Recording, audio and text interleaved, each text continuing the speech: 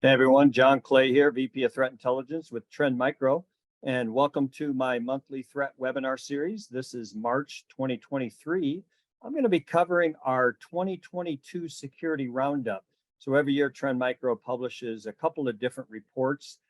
This is the full year roundup. We also do a half year roundup that we usually publish in August or September, and then we also have a predictions report we publish in December that usually looks at a forward look at what's going to happen in the next year. So with this one, what's interesting, we titled it Rethinking Tactics. This is a look at the way the world went this year. I'll talk a little bit about that in the next slide.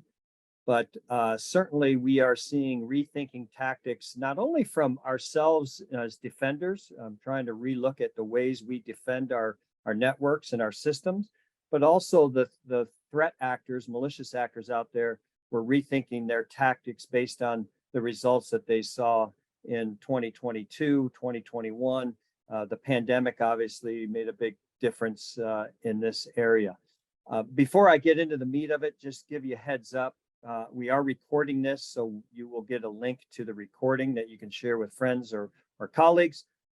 We also will send you a copy of the slides, so you'll have those. If you do have questions throughout this, please feel free to put them in the chat or in the QA on your slide, and then I will try to get to all of those at the end, and we'll go through that. If I don't get to your question, I'll try to follow up outside of it via email.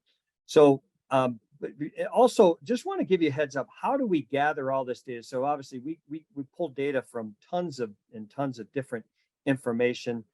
Most of the data we get comes from customers. So we have 500,000+ commercial customers around the world. We have millions of consumer customers around the world, and we have products that sit at all areas of a network. Whether it's endpoints, that could be mobile, it could be IOC or IoT devices. It could be industrial devices. We even have automotive products. It can be servers. It can be PCs. Any operating system, pretty much, we cover, as well as network devices that sit and scan network traffic. So we get information on that. We have products that analyze the messaging traffic for email. We have products that look at the web traffic. We have products that sit in a data center or in a cloud environment. So we get a lot of this data coming from our customer base. We also have obviously feeds coming from third-party sources that both bidirectional and unidirectional. So we obtain a lot of that information. So all of that is going to be part of this. So we did publish this report not too long ago.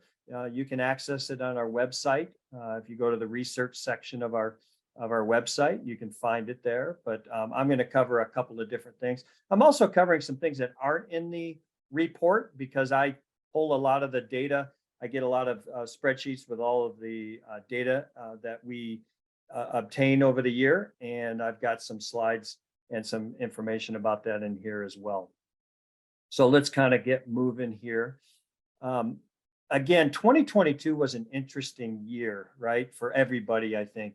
We certainly saw one of the invasion of Russia into Ukraine and all of the cyber that went around that, disrupted, obviously, lots of lives in the country, especially Ukraine, lots of the infrastructure. We saw destructive attacks coming out of Russia into Ukraine. We saw cyber espionage campaigns, all of that targeting critical infrastructure, yada, yada.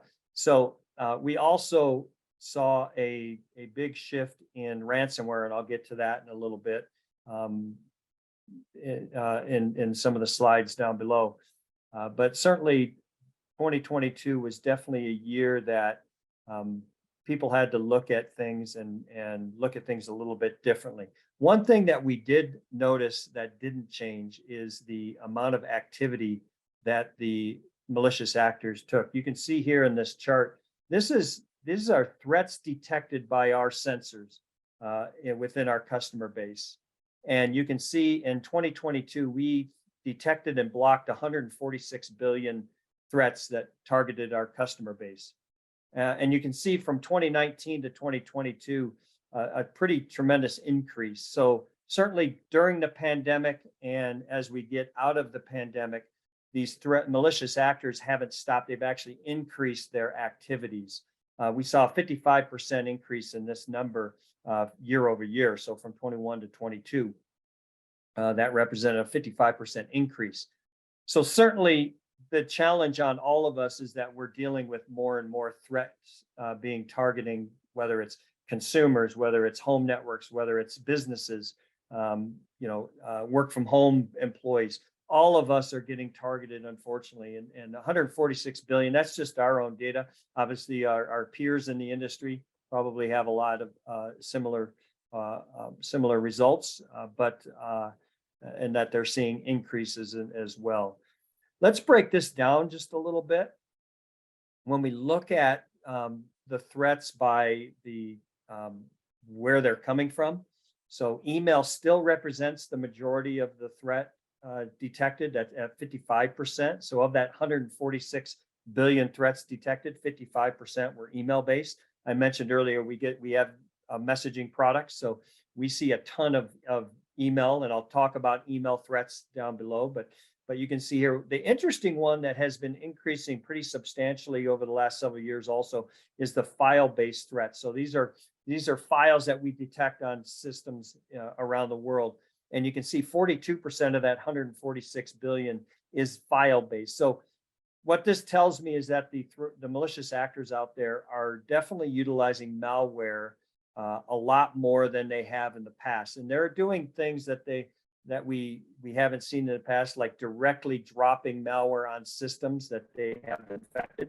So instead of sending it through an email, for example, they're just dropping it into the system, or it's being downloaded off the internet. You can see web was 2%, so pretty small. Home is 2%. I do have two that are 0%. That's mobile and IoT. That doesn't mean there were zero threats there. It's just because our number is so big at 146 billion.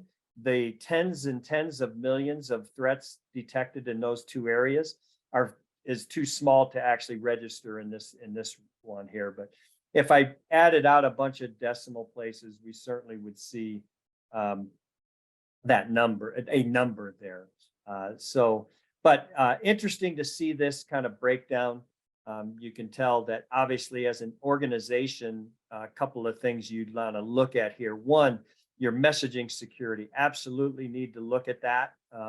Whether you're using the native controls, if you're an Office 365, for example, a Microsoft shop, you may want to look at third parties because we see a lot of stuff getting through the native controls, and with some of the newer technology and so forth. So in any case, this was an interesting data point.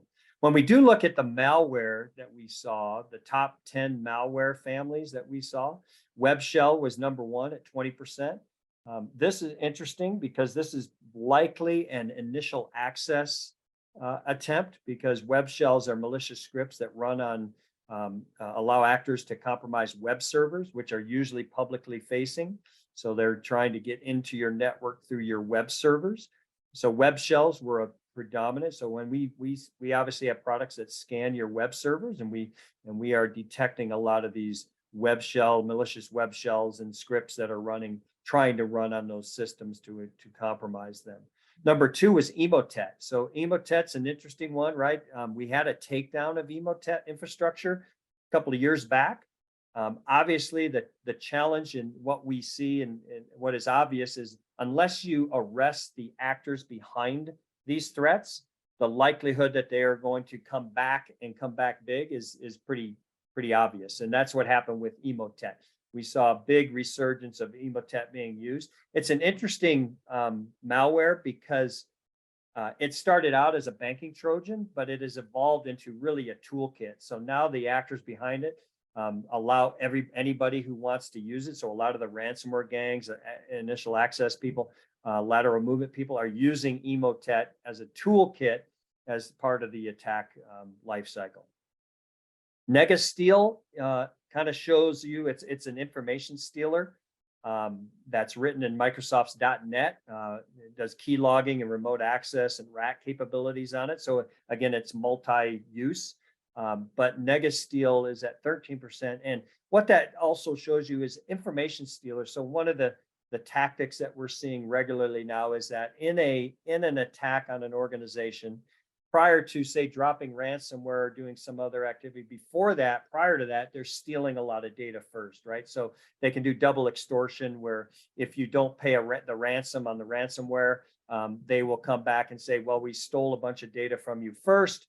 And if you don't want us to publish this on the internet or sell it to other malicious actors, pay us an extortion fee. So NegaSteal, certainly we're seeing more and more of these information stealers happening.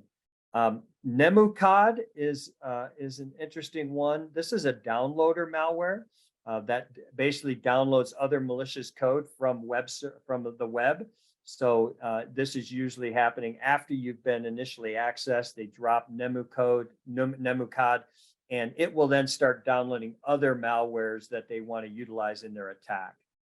Payload, always very interesting. Obviously, PowerShell is a big one. In my previous webinar in February, we talked a lot about the tools, the use of tools by the malicious actors. And PowerShell is one of the biggest abused applications that is by malicious actors. So Payload, not really surprised to see it in the top 5 there. And then you've got Deloader, which is again a Trojan that secretly downloads malicious files from remote servers. So again, part of the attack infrastructure and maybe command and control infrastructure is that they're going to drop this. Coin miner, certainly Bitcoin mining, crypto mining was big in 2022, continues to be big. One of the interesting aspects of that is we're seeing a shift to the use of cloud infrastructure, cloud servers in mining instead of some of the other traditional servers or PCs. And so that's an interesting one as well. When we looked at the types of malware and the year-over-year changes, there's a couple of things that I wanted to highlight when you look at this. First is backdoors grew quite dramatically. And this sort of scares me because if you recall some of the discussion around the attack lifecycle, right? There's a number of different stages as part of the attack lifecycle. The last stage in most attacks is what we refer to as the maintenance phase. This is where the criminals are going to scrub a lot of the activity that they did. They're going to take some of their malware off of systems. They're going to hide their tracks. They're going to erase their tracks so that you don't realize you were infected. Obviously, that goes out the door if they drop ransomware, because then you know very quickly you're infected, and you've been compromised. But the back door is used to gain access to a system remotely, and what they do in the maintenance phase is they drop some backdoors into your network to allow them to maintain access in the future. And that's where I'm concerned about that. Even after you may think you have been you've eradicated this group out of your network, the likelihood that they have dropped some type of a backdoor into your system is pretty high. So that's going to be, and it's going to be probably fairly difficult to identify that because, one, it's probably not going to beacon out to the command and control infrastructure very often. Maybe they got it set it on a timer for every couple of months. But again, why would they remove access to your network after they already gained access? Because they could sell that access to other actors to make more money in the future or do some other activities by themselves. So backdoors certainly are a big one and a big increase we saw probably in that as part of that phase of the attack. The other one is worms. You can see worms were actually the number one at 205 million, but just over viruses. You can see there was a huge increase in viruses. I'm looking into that. I still don't have a lot of details on what we saw, but probably just, again, part of that huge increase in malicious files that they're dropping on systems as part of the, whether it's downloaders or whatever it might be. we're seeing a lot more viruses and Trojans and so forth there. But worms are interesting, right? Because worms are very difficult to eradicate. And one of the reasons why this continues to be so high in detections is because even though you're probably protected, you probably patched the systems that the worms are looking for, you're seeing detection. So again, these are mostly detections, which means you're protected against it. They're detected and they haven't had a chance to run or infect the system. So they're not infections, they're detections. So trying to make that clear as well. So kind of interesting to see these different ones. You can see in the middle, ransomware dropped in our data. So we saw less ransomware malware in 2022 than 2021. And that bears out. I'll share a slide on that in the future here. I actually shared this in the last month's webinar, but I wanted to bring it back up because it is interesting to me that when we looked at all of that malware and we broke it down by operating system, you can see still Windows by far, right? 71% of the malicious files we see are Windows based. So Windows is still the #1 target for majority of malicious actors.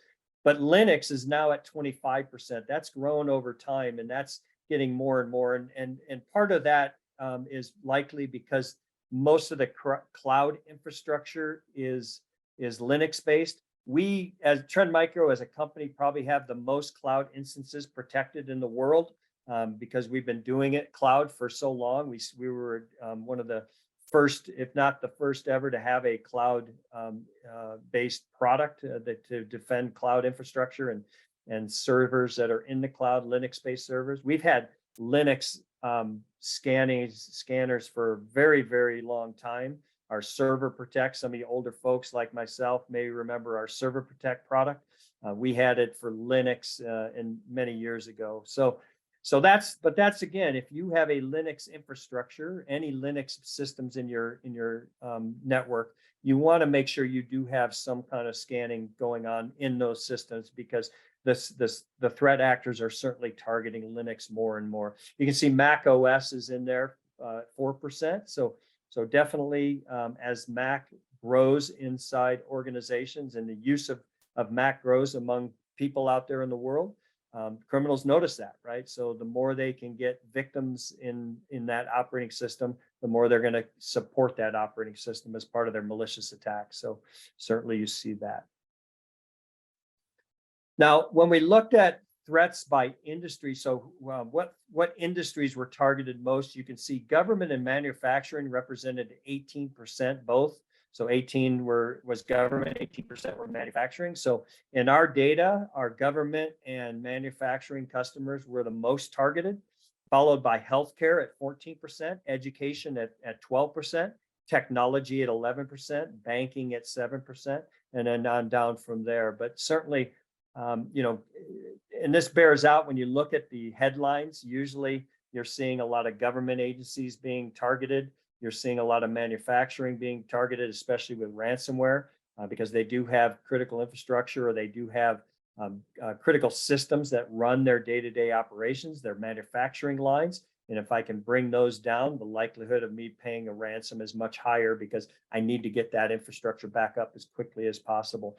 Healthcare certainly always a target because they have great data, very important data, but they also have to maintain their network to run, right? If you're a hospital, you can't afford to have your hospital systems down. So the likelihood that you're going to pay that ransom quickly to get those systems back up and running with a decryption key is pretty high.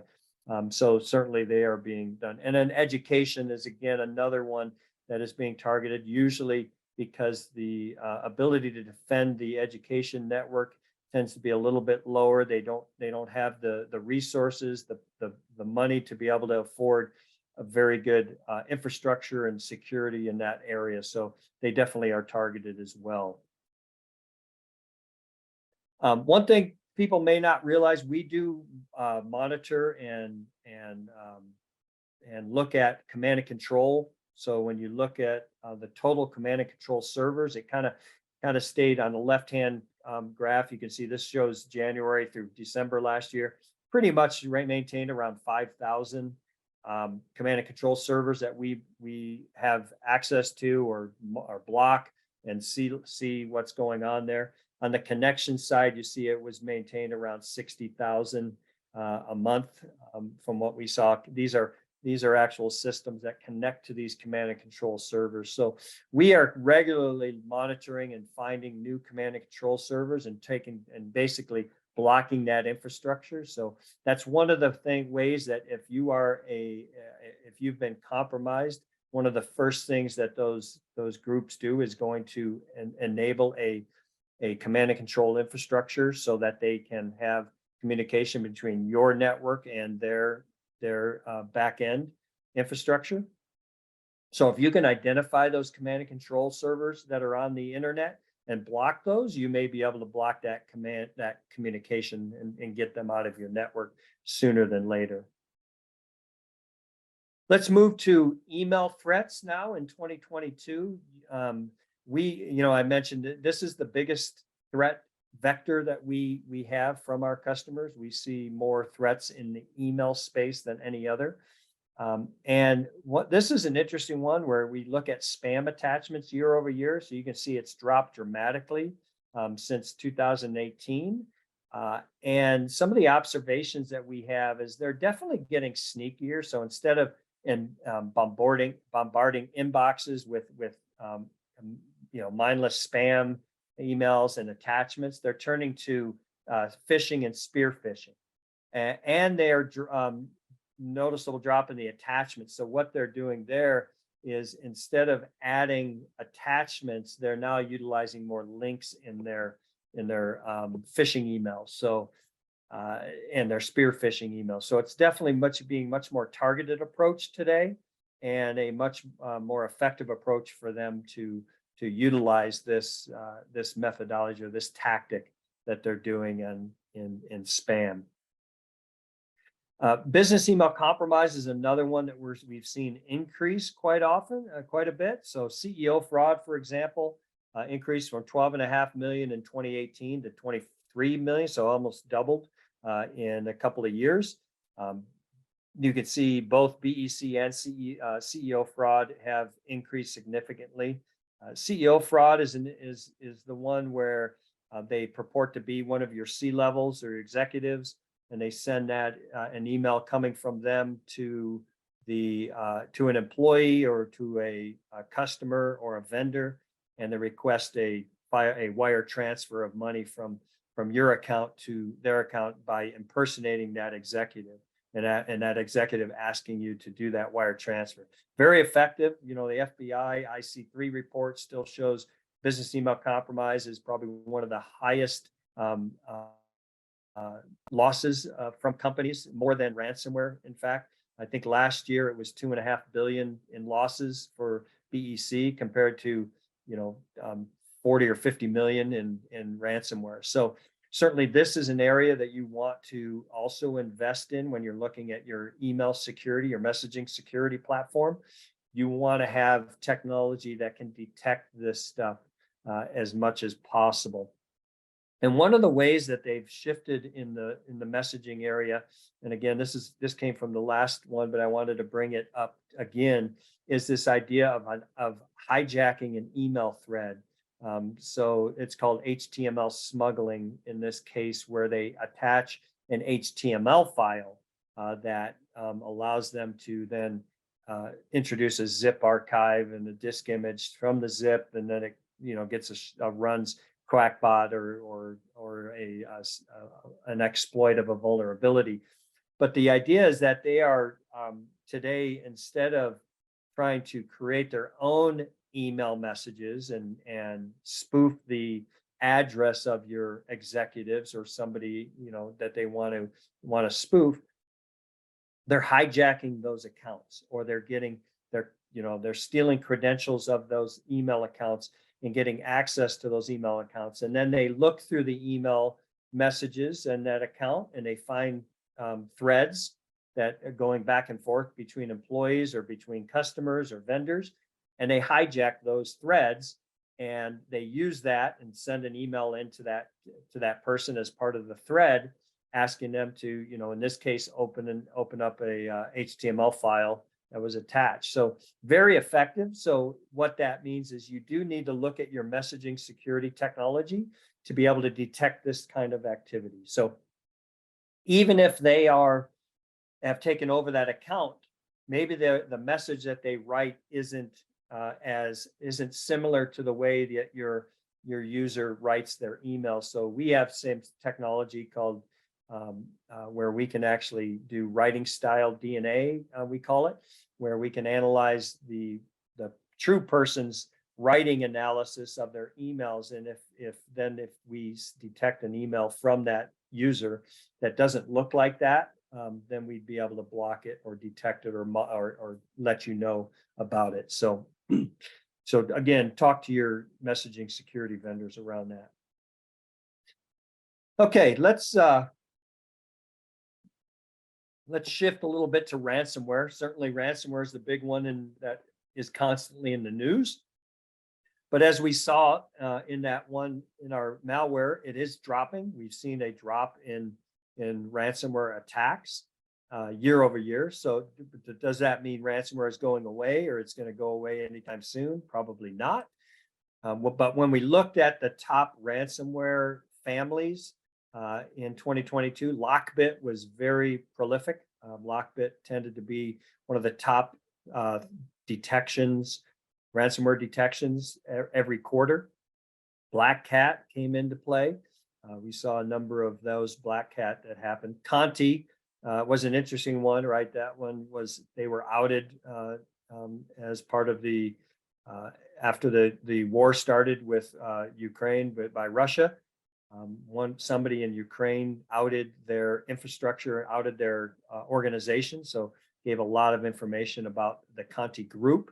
We actually learned quite a bit about how they were set up, how they function. They had definitely different roles in the organization.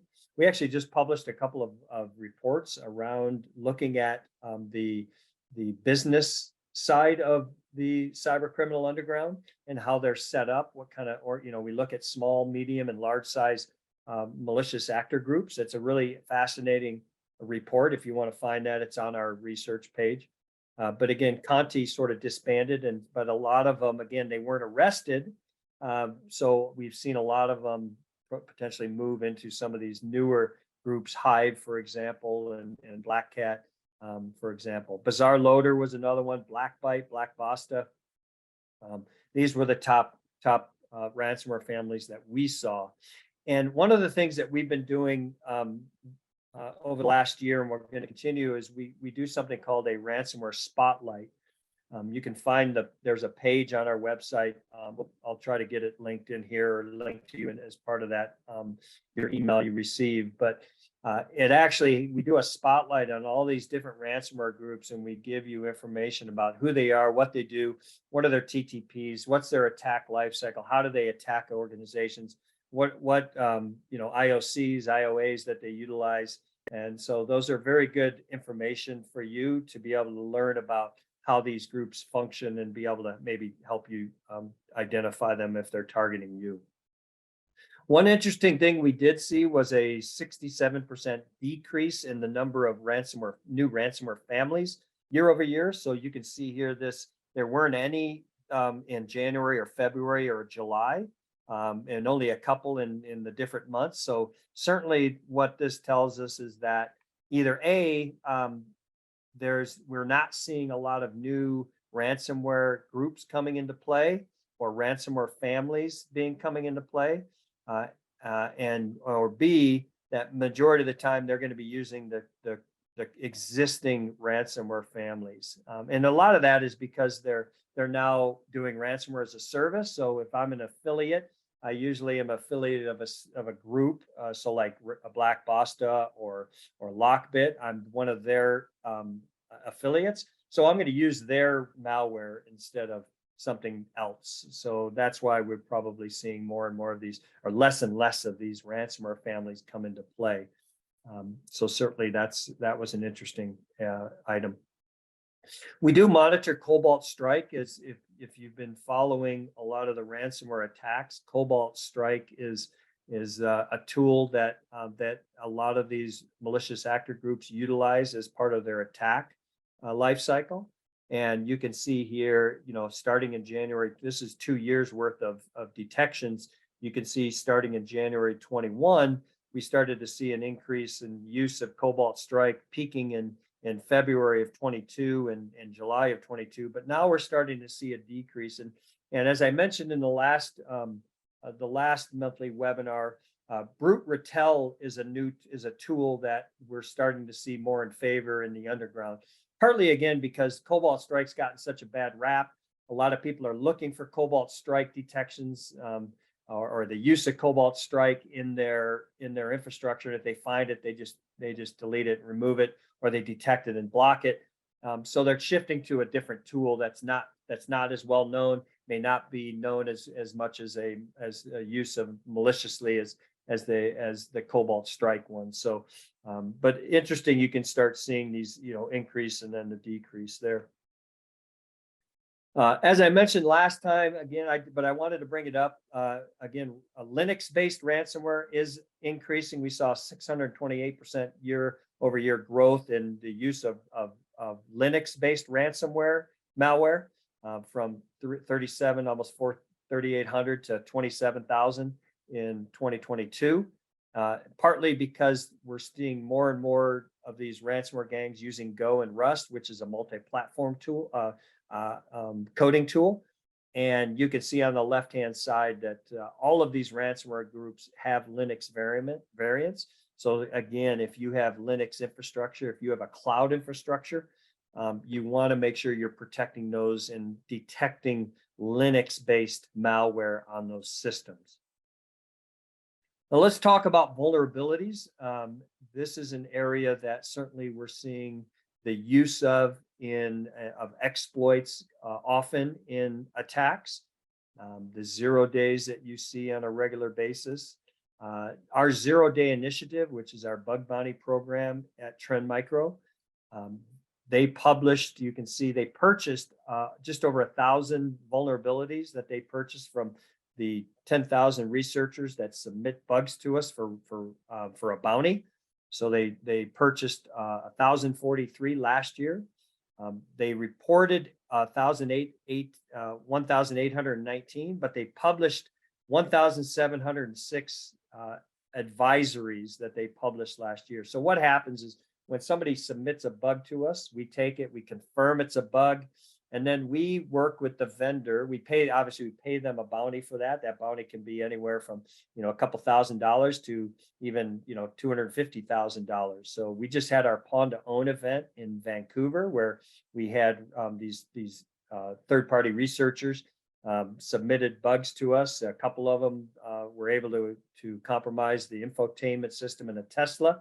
They won, I think, over 500,000 throughout the event. They also received the Model 3 Tesla car because they were able to hack it. So we obtained those bugs, and then we work with the vendors to ensure responsible disclosure, and that they actually disclose these bugs and they disclose a patch. The other thing you see is over 11,000 of these advisories since it was incepted in 2005. When we look at the severity levels, the good news here is we're seeing our researchers do more submissions of critical and high severity bugs than the low severity bugs. So that means they're finding better bugs year over year, and that's always a good thing for us, because we want them to find the more severe bugs that could obviously affect organizations more so. When you look at the vendor distribution, you can see obviously Adobe was the top vendor of bugs submitted, followed by Microsoft, and then you can see as we move down. But we get submitted bugs from many different manufacturers' products, and so we have those good relationships with a lot of these organizations. The nice thing about having our own bug bounty program is that when we do receive a bug, we actually build a virtual patch for it, and we publish those for our tipping point network IPS customers. and they're actually receiving those virtual patches on average in 22 was about 80 days ahead of the public patch. So they're protected from any exploit that is trying to exploit that vulnerability or that bug about 80 days ahead of the patch that comes out from the vendor. So that's definitely a big benefit of having our own bug bounty program compared to some of our competitors that don't. Now, one thing that a lot of people may not realize, we do have our own internal researchers. So I mentioned 10,000 external researchers that submit bugs, but a lot of the bugs submitted are actually found in-house. So we have our own vulnerability researchers, and you can see it's almost a split now, 50-50. We're at 44 and 56 externally, 44 of those 1,700 were found internally by our own researchers. So that's so we have a very big vulnerability research team that looks at finding new bugs, but we also have a post disclosure group, a vulnerability research team that actually looks at some of the top bugs that get published out there in the world, and then they take their expertise to find out, if there's a way to detect or block it through virtual patching, and then we supply those virtual patches to the industry. So that happens as well. Now, when we looked at our deep security and some of our IPS products, you can see here we get, again, these are virtual patches. So in 2022, the top CVE that was detected with 149 billion hits was a one from 2017. You can see number 2 was from 2021. Number 3 was 2006. And again, there was only 1, 2, 3 of all of these that were done in 2022. So what this tells me, and what I want to share with you, is that end-day vulnerabilities, which are vulnerabilities that have a known patch, are used way more often than 0 days where there is no patch. So making sure your patch management program is in place and that you can rapidly patch or bugs is good, but you do need to look at older bugs to ensure that you have those old patches applied as well, because they are taking advantage of those often. Now, when I looked at the top 3, that 2017, this is a bug in DNS mask, which was an interesting one.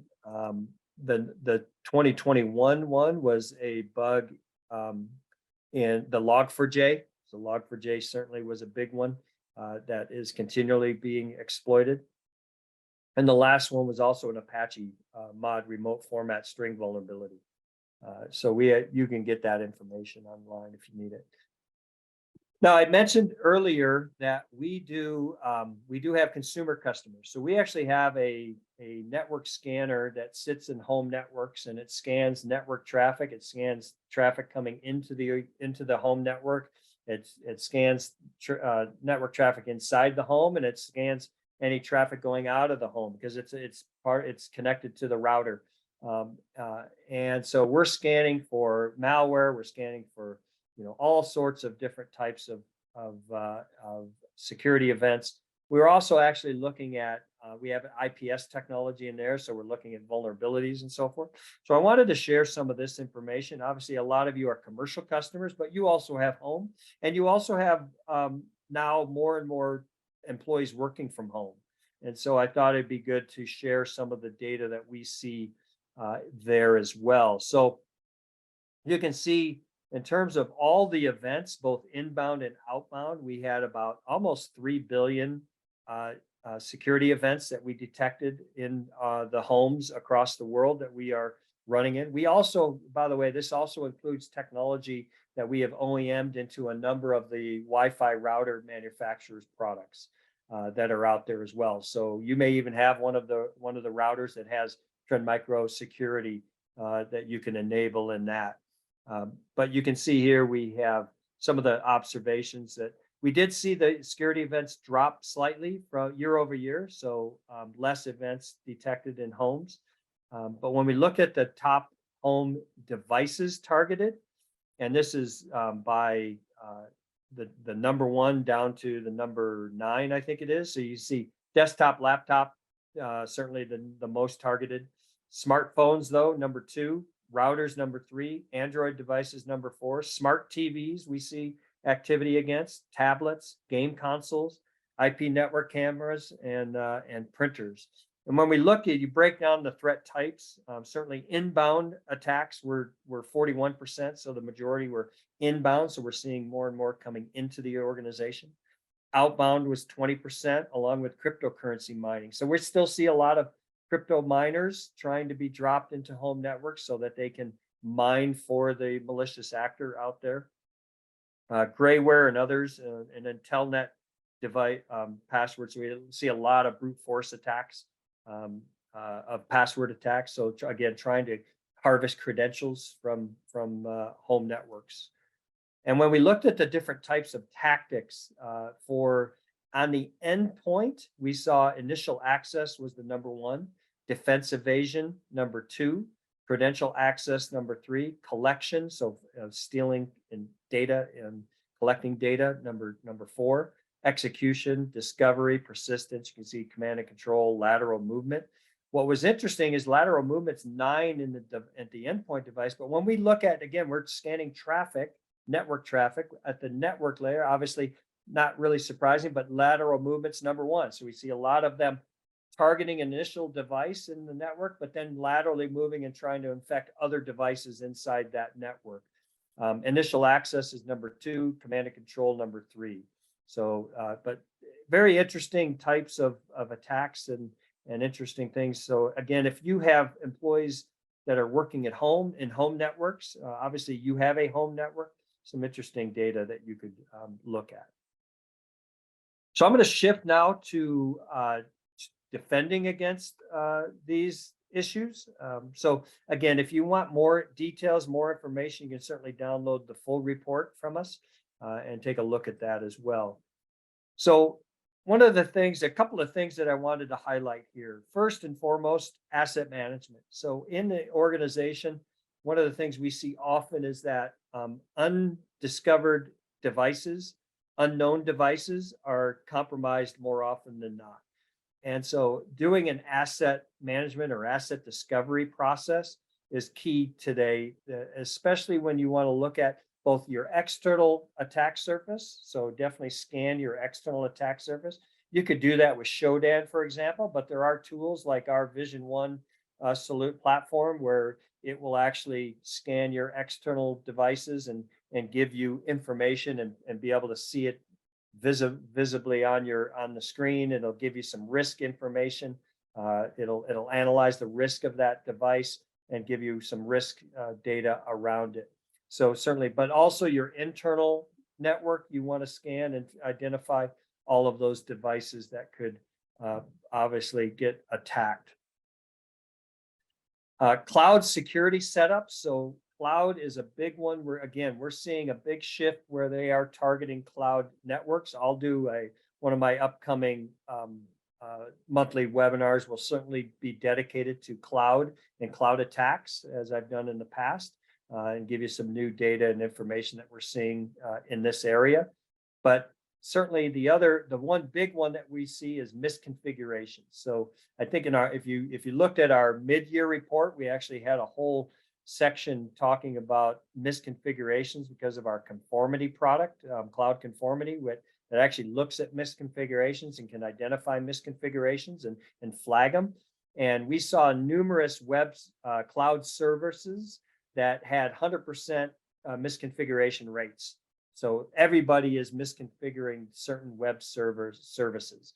So definitely want to look at that. You want to train your cloud architects that to ensure that the cloud is secure.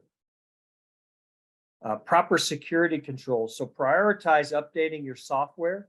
Again, I would say work with your security vendors for sure. Make sure you have the latest versions of their products running in your network.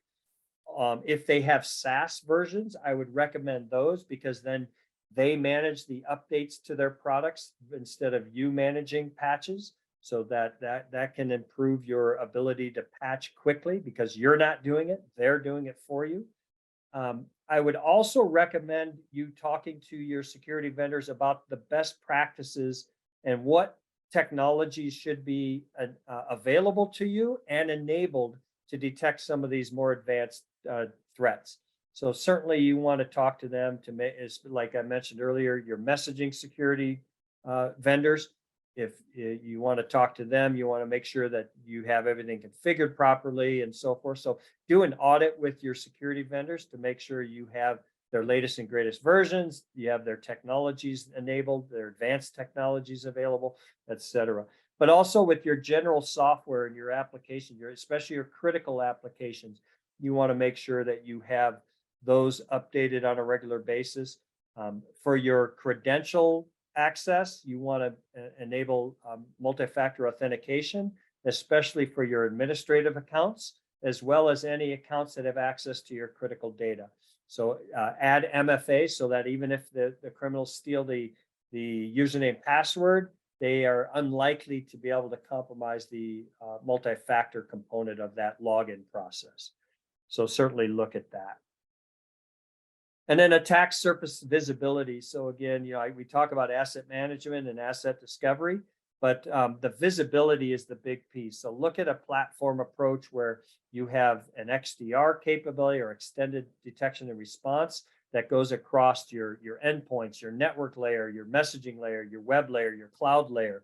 All of those products are integrated together and feeding a centralized server that allows you to give you the visibility into what's going on. Even like our Vision One with our risk insights that actually can give you a risk score. So it'll analyze it'll detect your devices and your accounts, and then it will analyze those and assess the risk, and then it'll give you a risk score. And your risk score, then you can work on, will tell you where you're lacking, what are your top risks, is it vulnerabilities that haven't been patched, is it accounts that don't have MFA, whatever it might be. That risk score, then you can start actually seeing your risk score decrease, and which means you're improving your risk profile as an organization. This just gives you a little bit of an example of our attack surface risk management. So you want to look at our Vision One platform, which can help you there. So the last thing I wanted to highlight, we're doing a world tour. So we're going to be introducing a lot of the new technologies, a lot of the new capabilities that Trend Micro has added over the last year. And we will be giving roadmaps into the future of what we're going to be doing, especially around attack surface risk management and those capabilities. You can scan the QR code here. Again, you'll get this information. But if you're in one of these cities, you'll have access to the dates. You can see the dates there. And I'd love to see you. I'll be in a number of these cities speaking at these events. So if you are one of my audience members and you happen to come there and I'm there, certainly come up and say hello. I always love to meet you all in person, and we'll go from there. So let me open up the chat and the Q&A to see. Yeah, if you get the information, I can follow along. So yeah, definitely we'll again, as I mentioned earlier, we will be sharing the deck as well as a link to the recording. There was a question here: which types of cyber threats does Trend Micro Internet Security Package, priced at $42.35 per year, protect against? So our consumer product actually protects against almost all the different threats you can see out there. So we have a messaging component. We have just file scanning. So anything that's being dropped onto your computer, we're going to scan. We have a web scanner. So if you're browsing the internet, browsing websites, we will be able to detect and block any malicious sites, or again, if a malicious file is being downloaded, we'll detect that. We've got a password manager, so part of that credential issue, account theft issue, the password manager can manage a lot of your accounts. I've been using that product for over 10 years now, since we've had it available, and it makes my life way easier when I try to log into about 60 different accounts online. It just pops up with my master password request. and I type that in, and then it lets me, it allows me to log in, and it can create very good passwords for each and every account for you. But certainly, yeah, there's a lot of capabilities. We also have some free tools. Trend Micro Check is a great tool that you can run. I've got it on my iPhone here, and it'll scan text messages. It'll scan for spam calls. It'll scan my email, and it'll be able to detect that stuff as well. So again, I mentioned we have a big lineup of consumer products. You can go to the different stores, and you can find those products. Just search for Trend Micro. And I think that's all I have. Oh, I may have some more in the chat. Just a minute.